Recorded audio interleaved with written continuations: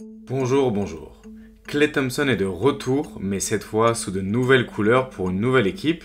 Et le moins qu'on puisse dire, c'est que ça s'est plutôt bien passé.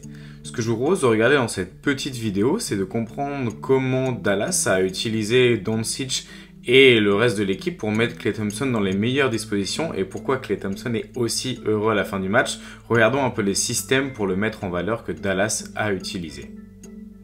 Premier exemple ici, où un côté se vide pour lui permettre d'attaquer Chris Paul sur un close-out. On regarde ça tout de suite. Utiliser des côtés vides est très utile en NBA.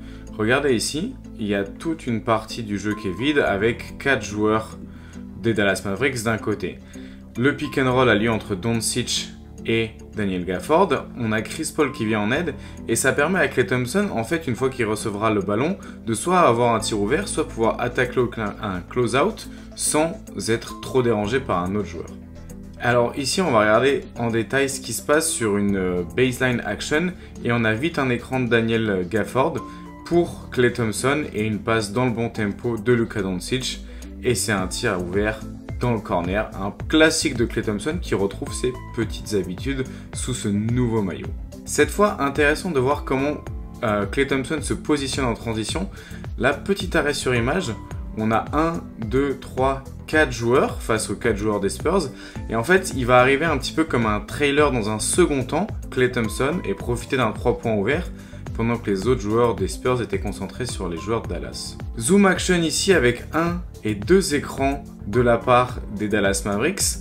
Klay Thompson en profite et du coup, la défense est obligée de soit passer en dessous sur du drop, soit de venir en aide sur Klay Thompson. Et ce qui va se passer, c'est que ça va libérer un joueur, Kyrie Irving, qui peut profiter du catch and shoot, on se l'armée. Les deux écrans, le décalage et l'ouverture pour Kyrie Irving.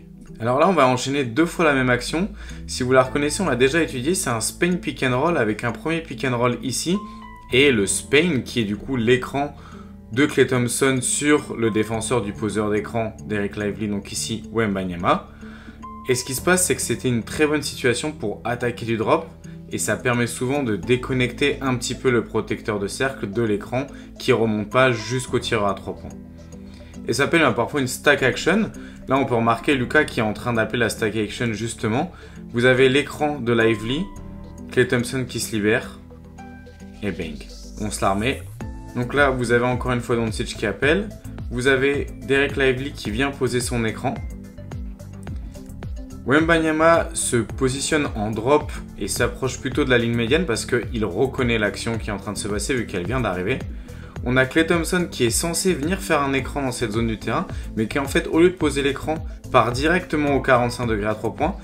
Johnson couvre Doncic et du coup c'est Thompson qui est ouvert et c'est un 3 points.